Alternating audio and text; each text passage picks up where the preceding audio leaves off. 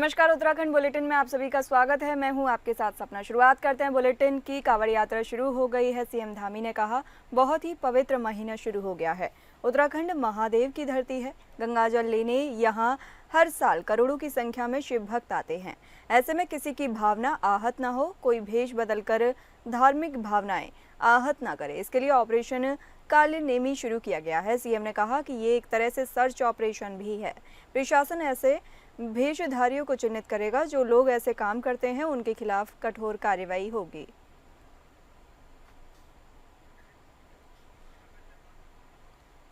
ज्यादा जानकारी के लिए हमारे सहयोगी योगेश सेमवाल हमारे साथ जुड़े हुए हैं। आपसे जानेंगे, कांवड़ यात्रा को लेकर सीएम धामी की पैनी नजर है। उत्तराखंड में कांवड़ यात्रा को लेकर प्रशासन की कैसी तैयारी है? बिल्कुल, आपको बताना चाहेंगे कि कांवड़ यात्रा शुरू हो चुकी है और इस कांवड़ यात्रा में जो शुरू होती है, करोड़ों अगर कहें तो जो कांवड़िए हैं जो यात्रा में आते हैं वो पहुंचते हैं उत्तराखंड में। गंगा से वो जल अपने अपने जो शिवालय हैं वहां लेके जाते हैं। यहाँ जो नीलकंठ है, नीलकंठ में भी जल चढ़ाते हैं और इस दौरान पूरे अगर कहा जाए तो सुरक्षा व्यवस्था बहुत ज्यादा जरूरी हो जाती है कि उसको ज्यादा से ज्यादा अच्छी बना के रखी जाए। इसी को लेकर जो मुख्यमंत्री हैं वो लगातार दिशा निर्देश दे रहे हैं। वो पुलिस के आला अधिकारियों को उन्होंने दिशा निर्देश दे रखे हैं। उन्होंने उसके साथ ही जो प्रशासन है उसे जिला जो निर्देश दे रखे हैं। खासतौर पर अगर हम बात करें, जो क्षेत्र हरिद्वार का पड़ता है, जो ऋषिकेश का पड़ता है, ये पूरे क्षेत्र में प्रशासन को बहुत ज्यादा मुस्तैद रहने की बात कही गई है, क्योंकि ऐसी घटना कुछ ना हो जाए जिससे कि एक गलत संदेश जाए या फिर किसी कांवड़िया को जो है वो असुरक्षा महसूस हो या किसी व्यक्ति को जो है वो असुरक्षा महसूस हो। इस सब चीजों की व्यवस्था की जा रही है और सीधे तौर पर निर्देशित किया गया है। जी, बहुत शुक्रिया योगेश सेमवाल। आपसे और भी जानकारी आगे लेंगे, तब तक बने रहिए।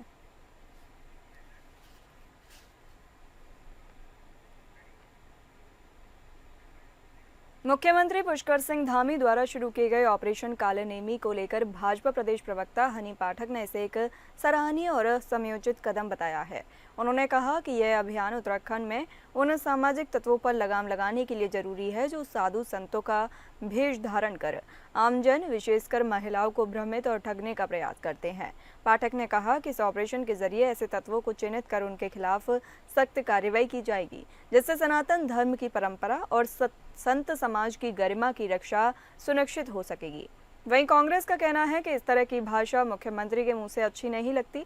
सावन का महीना, लोग भोलेनाथ की पूजा करते हैं और हमारे मुख्यमंत्री इस तरह की भाषा का इस्तेमाल करेंगे तो क्या असर पड़ेगा?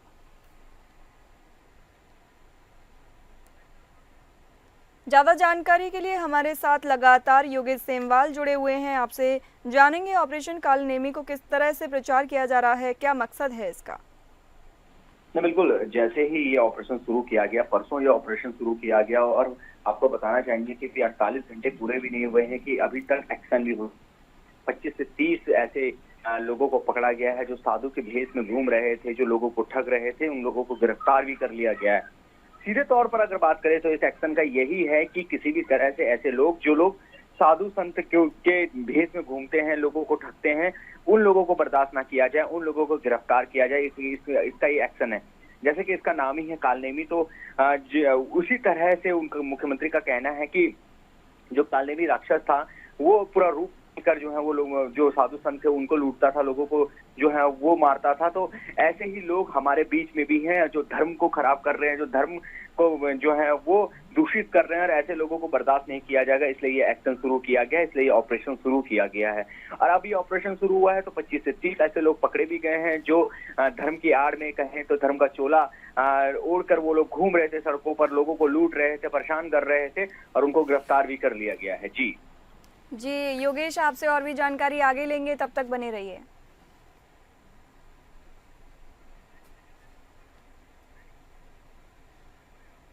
प्रदेश में कांवड़ यात्रा शुरू हो चुकी है। लंबे समय से प्रतीक्षा कर रहे कांवड़िए लगातार हरिद्वार और ऋषिकेश में प्रवेश कर रहे हैं। कांवड़ यात्रियों की यात्रा सुलभ और सुरक्षित रहे, इसको लेकर उत्तराखंड पुलिस की ओर से भी तैयारी पूरी की गई है, जिसको लेकर आईजी गढ़वाल ने बताया कि कांवड़ यात्रा को लेकर पुलिस के सभी वर्गों के अधिकारियों की बैठक हो चुकी है। सभी को निर्देश जारी किए गए हैं। इसके साथ ही कांवड़ यात्री भी नियमों के पालन में सुनिश्चित किया जाएगा, जिसमें कांवड़ यात्री अधिक ऊंचाई वाली कांवड़ जिससे दुर्घटनाओं की संभावना रहती है ना लाएं। साथ ही अत्यधिक आवाज वाले डीजे जिससे ध्वनि प्रदूषण होता है उनका वॉल्यूम भी सामान्य पर रखें।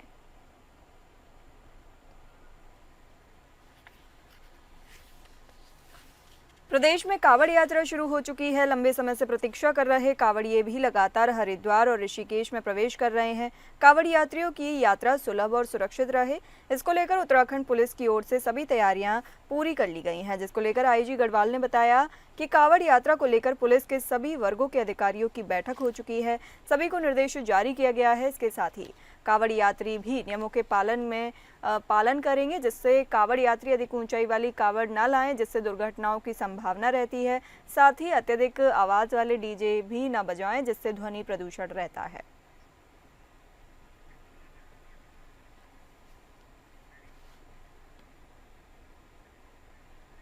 कावड़ यात्रा की शुरुआत में डीजीपी ने उपद्रवियों और कावड़ मेले में कानून व्यवस्था के साथ खिलवाड़ करने वालों को कड़ी चेतावनी दी है। हरिद्वार पहुंचे डीजीपी दीपम सेठ ने हर की पौड़ी पर गंगा पूजन किया और कावड़ मेले के सकुशल संपन्न होने की कामना की। डीजीपी के साथ गंगा पूजन में तमाम पुलिस के आला अधिकारी, जिला पुलिस और अर्धसैनिक बलों के अधिकारी भी मौजूद रहे।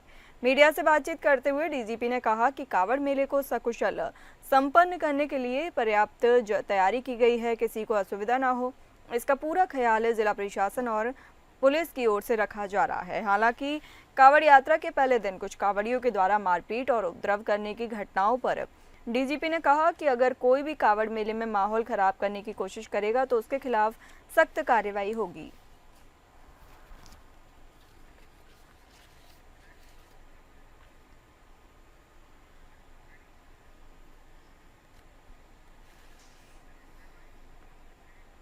पूरे प्रदेश भर में कावड़ यात्रा 2025 को सफल बनाने को लेकर प्रशासन द्वारा तैयारी कर ली गई है। तो वहीं कुमाऊं का प्रवेश द्वार कहे जाने वाले जनपद ऊधम सिंह नगर के जसपुर में भी कावड़ यात्रा को लेकर प्रशासन अलर्ट है।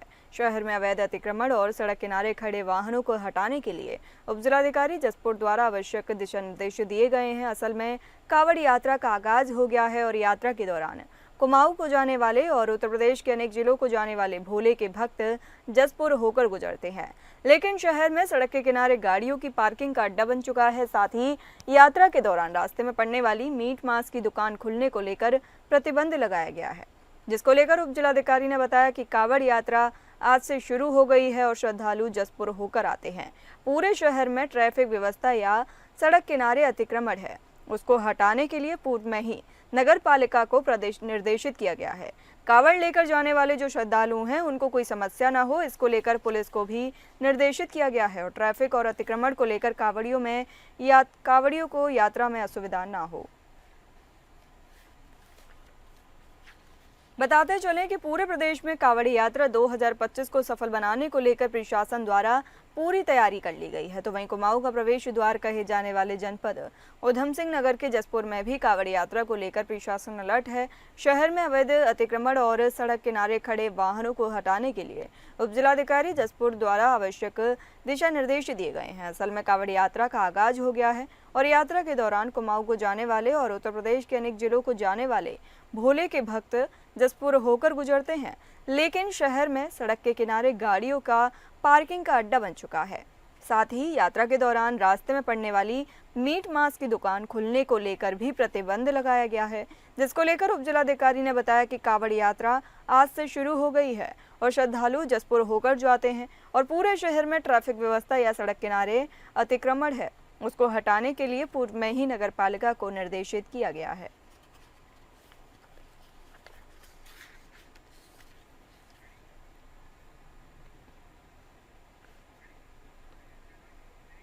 त्रिस्तरीय पंचायत चुनाव में कुल्हड़ सीट से कांग्रेस समर्थित प्रत्याशी कीरत सिंह रावत को पार्टी विरोधी गतिविधियों के चलते कांग्रेस से बाहर का रास्ता दिखा दिया गया है। जिला कांग्रेस अध्यक्ष विनोद नेगी ने बताया कि कीरत सिंह रावत सतपुली ब्लॉक अध्यक्ष होने के साथ साथ कुल्हड़ सीट से पार्टी समर्थक प्रत्याशी भी घोषित किए गए थे, लेकिन नामांकन के बाद उन्होंने बिना पार्टी को सूचित किए अपना नाम वापस ले लिया और बीजेपी समर्थित प्रत्याशी के समर्थन में उतर आए। उन्होंने कहा कि यह कृत्य कांग्रेस पार्टी की विचारधारा और अनुशासन के विरुद्ध है।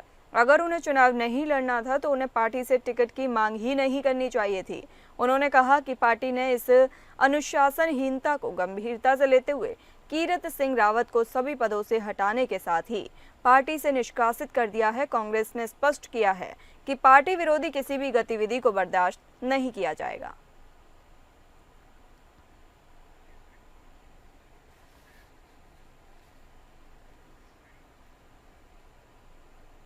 रुड़की नगर पंचायत से एक हैरान कर देने वाला मामला सामने आया है। बता दें आपको, यहां पर कांग्रेस पार्टी के टिकट पर नगर पंचायत चेयरमैन के पद पर चुनाव जीतने वाली शहरुन नाम की महिला चेयरमैन का गजब ही जलवा देखने को मिला।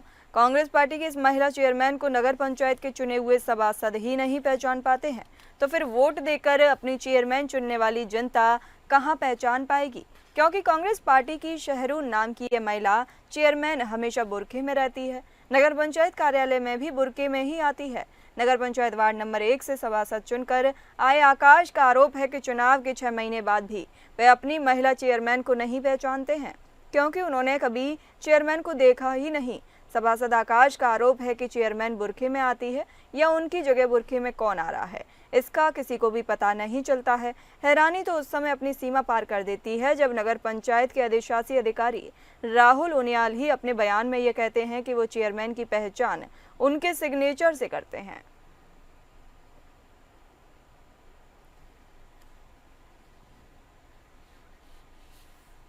रुड़की की पाडली गुज्जर नगर पंचायत से एक हैरान कर देने वाला मामला सामने आया है। यहां पर कांग्रेस पार्टी के टिकट पर नगर पंचायत चेयरमैन के पद पर चुनाव जीतने वाली शहरुन नाम की महिला चेयरमैन का गजब ही जलवा देखने को मिला है। कांग्रेस पार्टी की इस महिला चेयरमैन को नगर पंचायत के चुने हुए सभासद ही नहीं पहचान पाते हैं, तो फिर वोट देकर अपनी चेयरमैन चुनने वाली जनता कहां पहचान पाएगी? क्योंकि कांग्रेस पार्टी की शहरुन नाम की यह महिला चेयरमैन हमेशा बुर्के में रहती है, नगर पंचायत कार्यालय में भी बुर्के में ही आती है। नगर पंचायत वार्ड नंबर 1 से सभासद चुनकर आए आकाश का आरोप है कि चुनाव के 6 महीने बाद भी वे अपनी महिला चेयरमैन को नहीं पहचानते हैं, क्योंकि उन्होंने कभी चेयरमैन को देखा ही नहीं।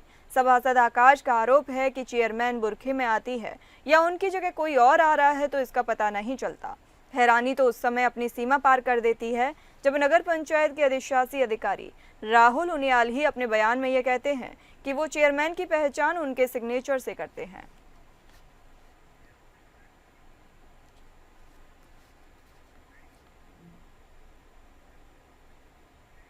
जिला पंचायत सदस्य पद के लिए कुरैया क्षेत्र से निर्दलीय प्रत्याशी इश्तियाक की चुनावी जनसभा में हजारों की संख्या में समर्थकों की भीड़ उमड़ पड़ी।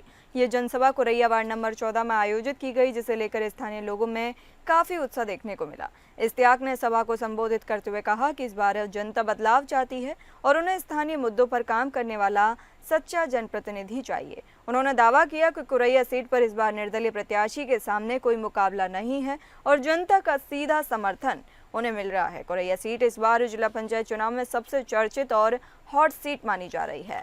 हालांकि यहां भाजपा और कांग्रेस समर्थित उम्मीदवार भी मैदान में हैं, जिससे मुकाबला त्रिकोणीय बनता नजर आ रहा है। लेकिन इश्तियाक का आत्मविश्वास और जन समर्थन उन्हें एक मजबूत दावेदार के रूप में उभार रहा है।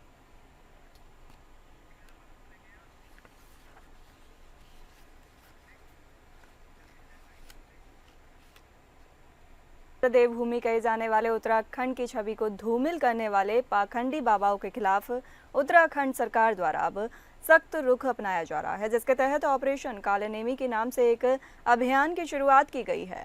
इस अभियान के अंतर्गत जो भी लोग नकली साधु बनकर या साधुओं की वेशभूषा अपनाकर लोगों को ठगने का काम कर रहे हैं, उन पर कठोर कार्रवाई करने के लिए खुद मुख्यमंत्री पुष्कर सिंह धामी ने पुलिस महकमे को दिशा निर्देश देने का काम किया है।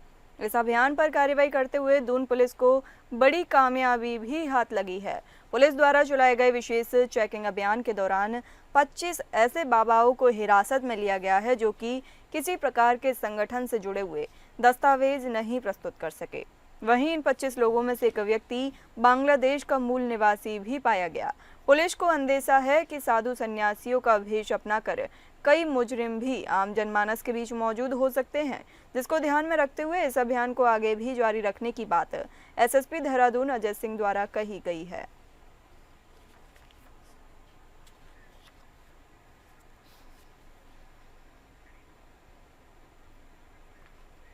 प्रदेश में मानसून सीजन की शुरुआत हो चुकी है, जो कि शासन प्रशासन के लिए हमेशा से ही एक बड़ी चुनौती रहा है। जहां तक आपदा प्रबंधन विभाग की बात करें तो सचिव विनोद कुमार सुमन के अनुसार विभाग पूरी तरह से तैयार है। मानसून सीजन के दृष्टिगत हर एक पहलू पर बारीकी से नजर रखी जा रही है। वहीं मौसम विभाग के पूर्वानुमान के अनुसार अब उत्तराखंड में कुछ दिनों तक बारिश सामान्य रहेगी, जिसके लिहाज से विभाग ने ग्राउंड जीरो पर अपनी टीमों को डिप्लॉय कर तमाम दिशा निर्देश देने का काम किया है। प्रदेश में मानसून सीजन की शुरुआत हो चुकी है, जो कि शासन प्रशासन के लिए हमेशा से ही एक बड़ी चुनौती रहा है। जहां तक आपदा प्रबंधन विभाग की बात करें तो सचिव विनोद कुमार सुमन के अनुसार विभाग पूरी तरह से तैयार है। मानसून सीजन के दृष्टिगत हर एक पहलू पर बारीकी से नजर रखी जा रही है। वहीं मौसम विभाग के पूर्वानुमान के अनुसार अब उत्तराखंड में कुछ दिनों तक बारिश सामान्य रहेगी, जिसके लिहाज से विभाग ने ग्राउंड जीरो पर अपनी टीमों को डिप्लॉय कर तमाम दिशा निर्देश देने का काम किया है।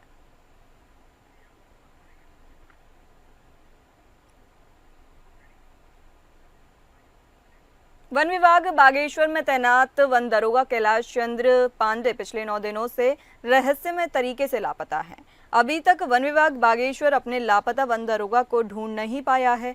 पीड़ित परिजनों ने स्थानीय जनप्रतिनिधियों को लेकर जिलाधिकारी बागेश्वर के दरबार में लापता वन दरोगा की खोजबीन तेज करने की गुहार लगाई है। जिलाधिकारी बागेश्वर आशीष भटगाई ने पीड़ित परिजनों को ढांढस बनाते हुए खोजबीन तेज करने का आश्वासन दिया है। वहीं मीडिया से संवाद करते हुए पीड़ित परिजनों का कहना है कि लापता वन दरोगा कैलाश चंद्र पांडे विभागीय कार्यों से काफी तनाव में चल रहे थे। वन विभाग बागेश्वर अपने कर्मचारियों को ढूंढ पाने में असमर्थ दिखा है।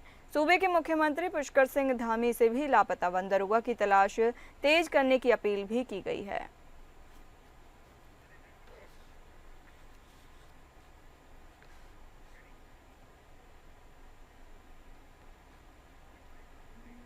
खबर गदरपुर से है, जहां वन विभाग की पीपल पड़ाव रेंज की लकड़ी तस्करी का मामला बढ़ता ही जा रहा है। बीती रात्रि तस्करी करके ले जाए जा रहे बेशकीमती खेर की लकड़ी जब्त की गई। वन क्षेत्राधिकारी रूपनारायण गौतम को मुखबिर की सूचना मिली कि कुछ लोग पीपल पड़ाव रेंज के जंगलों से खैर की लकड़ी तस्करी कर ले जा रहे हैं। सूचना पर एसओजी प्रभारी कैलाश तिवारी ने वन कर्मियों के साथ ने हरिपुरा जलाशय और बैर जलाशय के पास बने ढाबों में चेकिंग अभियान चलाया। चेकिंग के दौरान ढाबे के बंद कमरों का ताला तोड़वाया गया तो कमरे के अंदर खैर की लकड़ी रखी थी, जो जंगल से तस्करी कर लाई गई थी। एसओजी प्रभारी कैलाश तिवारी ने बताया कि अज्ञात लोगों के खिलाफ वन अधिनियम के तहत मामला दर्ज कर फरार आरोपियों की तलाश की जाएगी।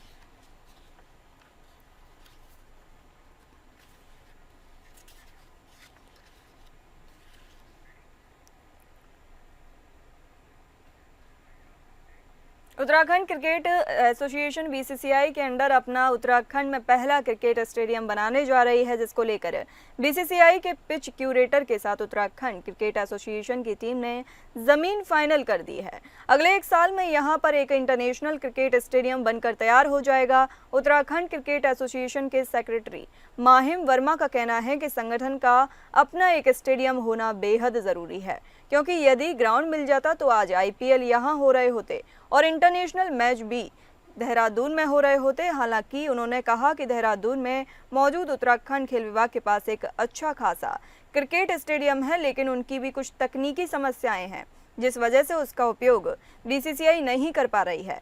सीएयू सेक्रेटरी माहिम वर्मा का कहना है कि उनका टारगेट है कि अगले सीजन का काम कम से कम बीसीसीआई के डोमेस्टिक सीजन को हम पकड़ पाएं, ताकि उसके बाद हम बड़े मैच भी अपने स्टेडियम में करवा पाएं। उन्होंने कहा कि अब तक हमें केवल जूनियर लेवल के वुमेन्स मैच मिल पाते हैं, लेकिन ग्राउंड तैयार होने के बाद हम उम्मीद कर सकते हैं कि हमें शाहिद मुश्ताक अली विजय हजारे ट्रॉफी जैसे टूर्नामेंट प्रदेश को मिल पाएंगे, जिसके लिए शहर में 3 ग्राउंड उपलब्ध रहेंगे, जिसमें Abhimanyu cricket stadium, Rajiv Gandhi international cricket stadium और तीसरा बीसीसीआई का अपना क्रिकेट स्टेडियम होगा।